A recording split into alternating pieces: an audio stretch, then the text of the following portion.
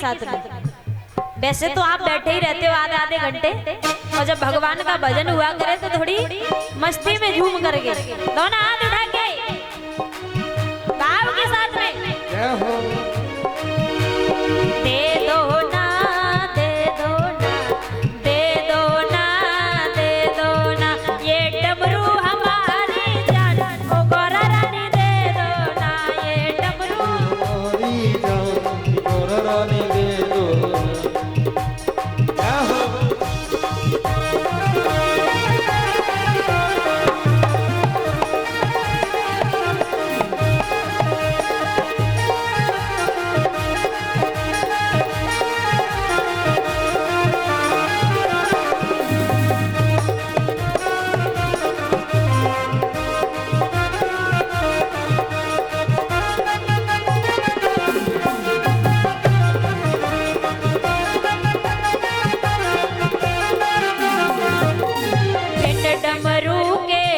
कैसे जाऊं बिन डमरू कैसे जाऊं, कैलाश कैसे जाऊं, कैसे नंदी रिझाऊं, कैसे जाऊं, कैसे नंदी रिझाऊं, ये नंदी हमारी जान, ओ गोरा रानी दे दो ना, ये नंदी हमारी जान, गोरा रानी दे दो ना।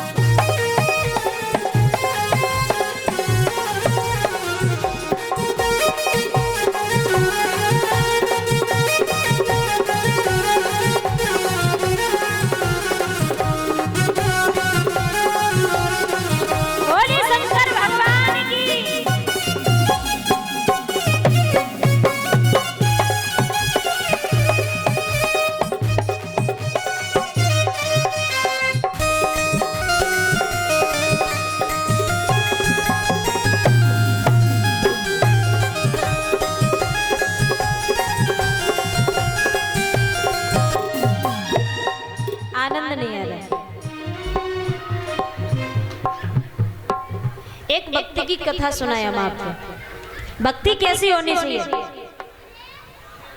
एक सदन कसाई रहता है, सदन कसाई। कसाई का काम समझते हो? मांस बेचने का। तो उसका काम क्या था? मांस बेचने का। सृष्टि कुमारी और 200 रुपए ठाकुर जी के चरणों में अर्पण करती है। जोरदार तालियां एक बार। हम भगवान से प्रार्थना करेंगे, भगवान की मनोकांक्षा मनोकामना पूर्ण करे। और जब वो मांस बेचा करता था तो ठाकुर जी का एक कीर्तन गाया करता था, और उसके पास में बाटी बोलते हैं आपके यहाँ, तकरी में जो तौलते ना तो बराबर बराबर करते, बाटी बोलते। नहीं, तराजू तो तकरी हो गई। हाँ वही। तो उसके पास में वो बाट नहीं था, तो क्या एक उनके पास में क्या था? लड्डू गोपाल जी थे, ठाकुर जी महाराज। तो वो ठाकुर जी को बाट के रूप में रख लिया करे, एक पल्ले में ठाकुर जी और एक में मांस। अब सोचो, और ये मांस तौला करे ठाकुर जी से, और एक भजन गाया करे ठाकुर जी, लुढ़क पुढ़क किया करे तराजू। एक बार एक ऋषि वहां से होकर के गुजरे, और उन्होंने देखा कि ये सदन कसाई मांस बेचता है, और ठाकुर जी इसके पास में बड़ा ही अधर्म का कार्य। कहने लगा, सदन कसाई से ब्राह्मण संत, तुम कितना अधर्म का काम करते हो, कितने पापी हो, मांस बेचते हो भगवान को अपने पास रख के। ऐसा करो, ये ठाकुर जी मुझे दे दो। अब वो सदन कसाई ने क्या किया कि ठाकुर जी को दे दिया, और जब ठाकुर जी को दे दिया, अब महात्मा जी ने, संत जी ने पंचामृत से स्नान कराया ठाकुर जी को। सेंट लगाया, इत्र फूलों से सजाया। अब क्या हुआ, ठाकुर जी को अच्छा नहीं लगा, ठाकुर जी को अच्छा नहीं लगा। ठाकुर जी को सदन कसाई की याद आ रही थी। अब देखो भगवान इतने सुख में रह रहे हैं, फिर किसकी याद आ रही है, सदन कसाई।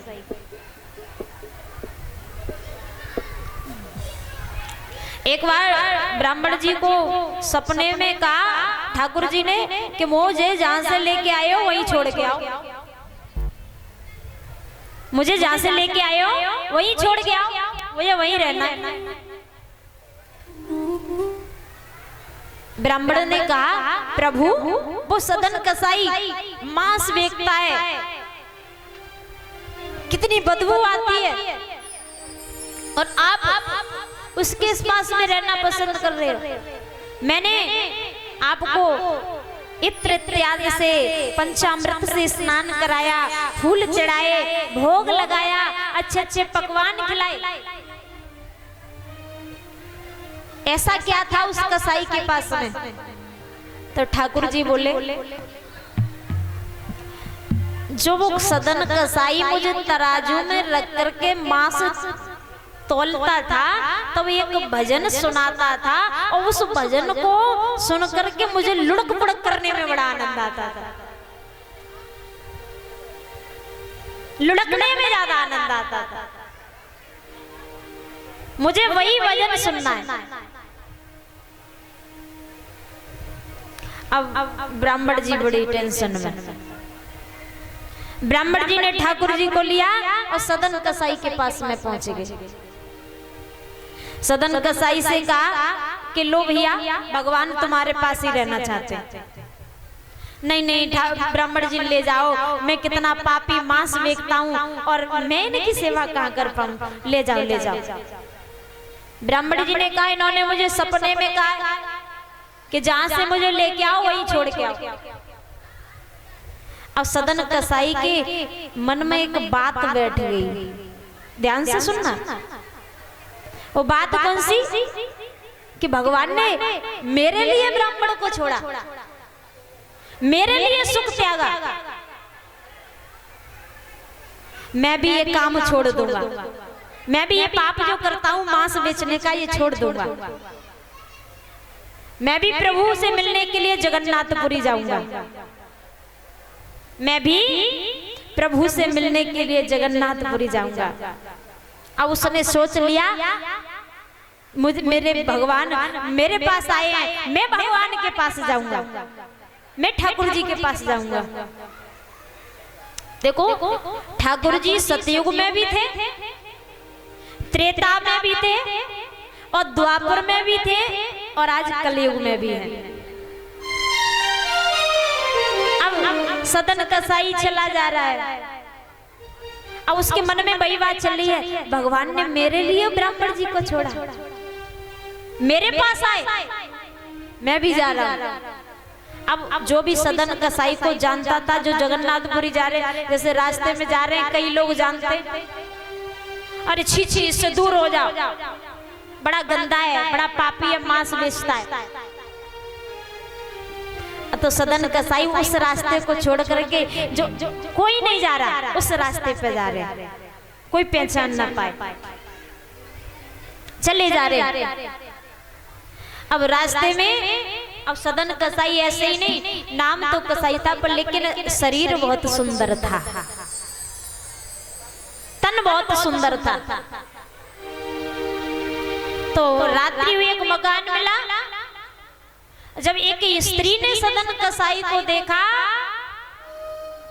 तो सदन कसाई को देख करके उसकी नीयत खराब हो गई, उस स्त्री की नीयत खराब हो गई। अब वो सदन कसाई से कहने लगी अरे हमारे घर के अंदर विश्राम कर लो। तो सदन कसाई समझ नहीं पाए, उन्होंने भगवान को याद कर रहे थे, तो भगवान मैं आ रहा हूं इतना कह दिया। तो उस स्त्री ने सोचा कि ये मुझसे कह रहा है कि तू अपने पति को मार दे, मैं आ रहा हूं। उसने समझा कि तू अपने पति को मार दे, मैं आ रहा हूं।